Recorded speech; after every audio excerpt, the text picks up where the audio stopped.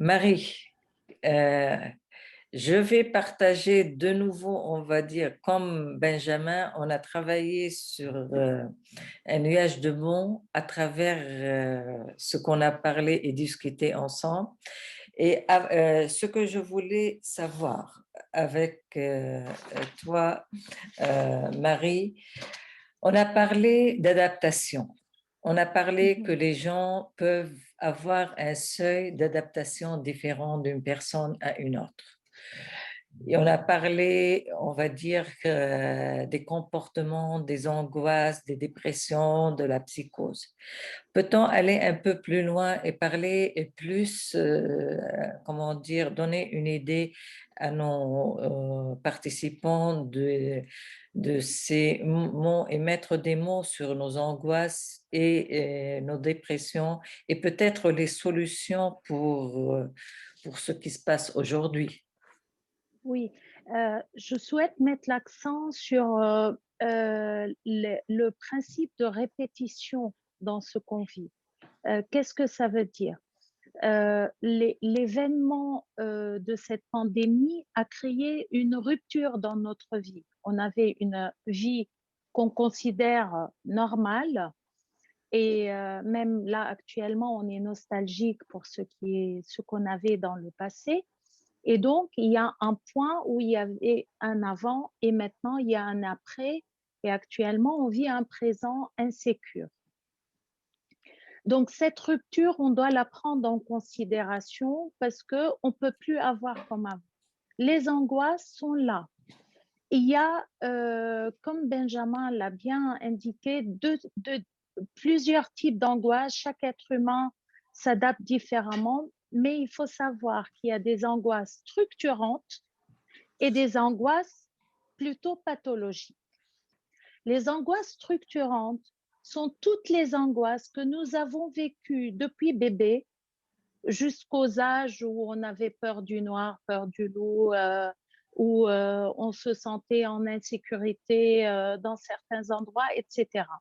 Alors, je vais vous donner un topo assez rapide de toutes ces angoisses structurantes que moi-même j'ai vécues, surtout au début du premier confinement, qui me sont revenues automatiquement. Et heureusement, je les connaissais et je les ai reconnues en moi-même quand je les ai vécues. Il y a une angoisse qui s'appelle le spleen du soir. Pour ceux qui ont eu des enfants ou qui ont des enfants actuellement, des bébés autour d'eux, le spleen du soir, c'est un bébé qui, le soir, qui a tout, qui a bien mangé, à qui on a changé la couche, il a eu sa douche, on lui a brossé les cheveux, on lui a donné des bisous partout. Mais pourtant, dès que la nuit tombe, il pleure.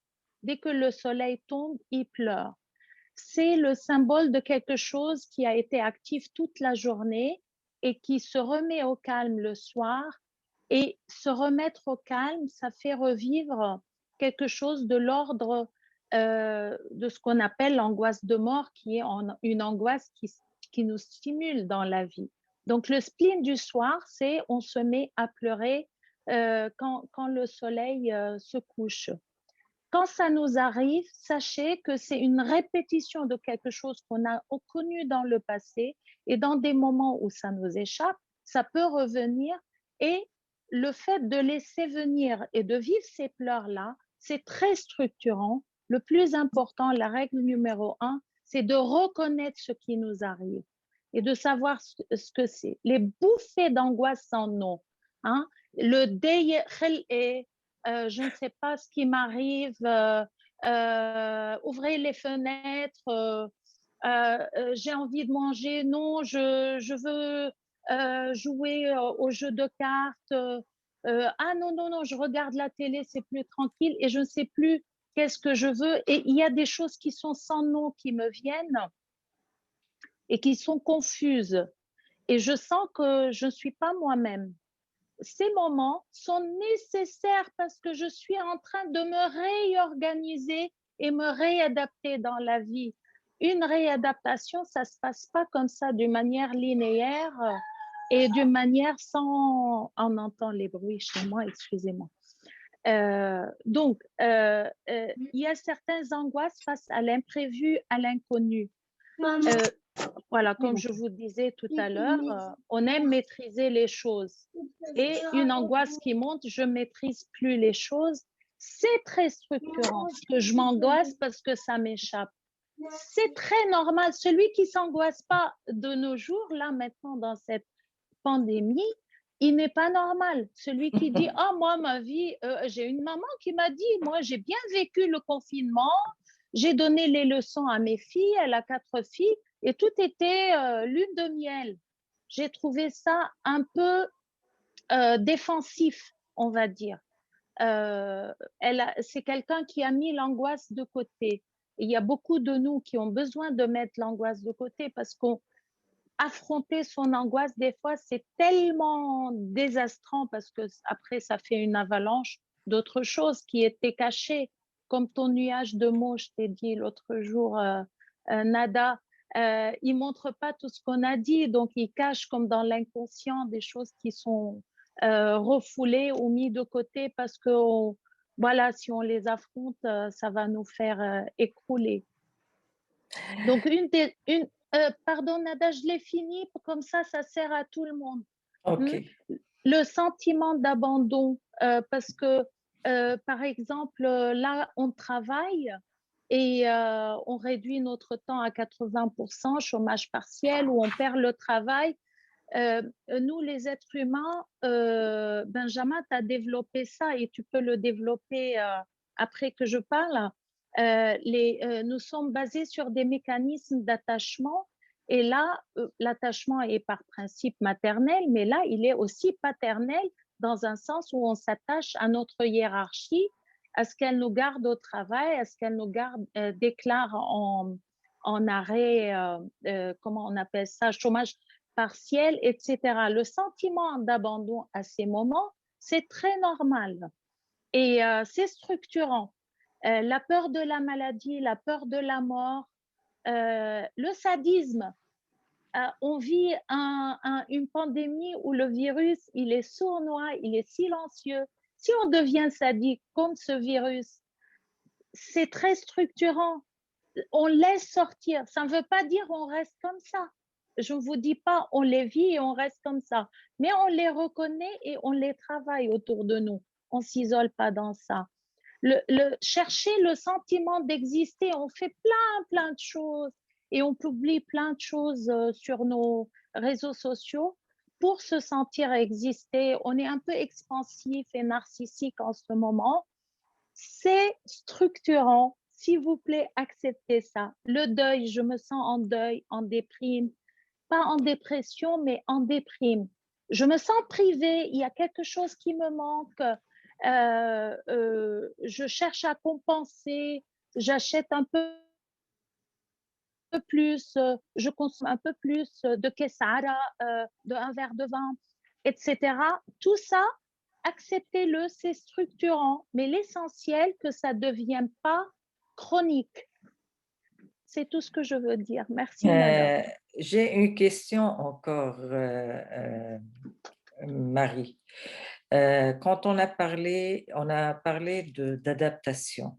On a parlé Oui, aussi que chacun peut vivre comment dire, cette expérience à sa façon.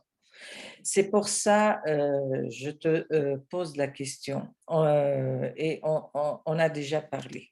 Chacun peut, à travers cette expérience aussi, peut-être vivre une expérience ancienne qu'il a eu l'occasion de vivre. Par exemple, nous, les Libanais, ceux qui ont vécu surtout la guerre au Liban, où il y a eu des moments où on était cloîtrés chez nous, où on ne pouvait pas vraiment, on va dire, sortir.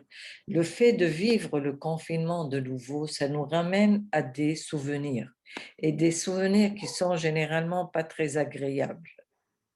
mm. C'est pour ça, qu'est-ce que tu peux dire et comment est-ce qu'on est, en tant que Libanais, est-ce qu'on est plus adaptable dans ce cas, ou bien on va dire Peut-être. on est plus traumatisé?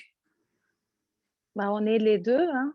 On ne peut pas trancher là-dedans, on a les deux. Il faut dire que c'est vrai, moi personnellement, j'ai vécu le confinement à tous les âges de ma vie.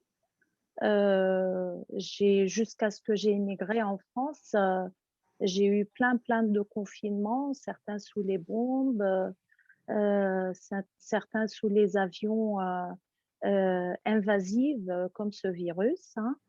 Euh, alors, nos confinements pendant la guerre, ils peuvent... laissez-moi vous expliquer les choses. En tant qu'être humain, je vous dis qu'est-ce qui est universel pour vous servir, pour chacun en particulier. Ce qui est universel, c'est la mémoire sensorielle et la mémoire cellulaire. Hein? On enregistre dans nos neurones, pendant les expériences extrêmes, comme la guerre chez nous les Libanais, une sensorialité qui nous donne des signaux d'alarme. Donc, on a des stimuli visuels, auditifs, olfactifs, même cutanés, qui sont enregistrés en lien avec les bombes, en lien avec l'odeur des abris, en lien avec l'odeur du sang, en lien avec la forme, voilà, le bruit de la bombe. Plein de choses sont inscrites en nous. Alors, le confinement, il nous a isolés, nous a privés d'une certaine liberté qu'on avait. Pour certains, peut-être, ça a créé un mouvement de répétition. Et dans cette répétition, on a tous des acquis en force et en fragilité. Et on va avancer un pas avec nos forces et un pas avec nos fragilités. Et sachez que dans toute répétition, soit on va régresser, revenir vers l'arrière, redevenir fragile et irritable et intolérant, soit on va être créatif et innover quelque chose. Et sachez qu'on a le choix. Je répète, si on ne s'isole pas, si on se fait entourer, on arrive à s'en sortir. Même les décompensations pathologiques où on devient très obsessionnel, on nettoie tout, on range tout, on fait des achats, on remplit tous les placards, ou bien je vois des sourires, hein. Moi aussi je fais ça, hein. Ou bien on mange n'importe quoi. On dévore le frigo Oui. dehors là et on ouvre le frigo, on dit mais il n'y a rien dedans. Pourtant, il est plein. Mais c'est la nourriture intérieure en nous qui manque, hein. Et donc, ce qui est important, c'est de se faire entourer. Là, ce soir, on est ensemble, on se fait entourer. Là, c'est une action thérapeutique, une action d'être en collectivité. Et nous, les Libanais, on aime beaucoup ça, être en collectivité. Je vous Merci, le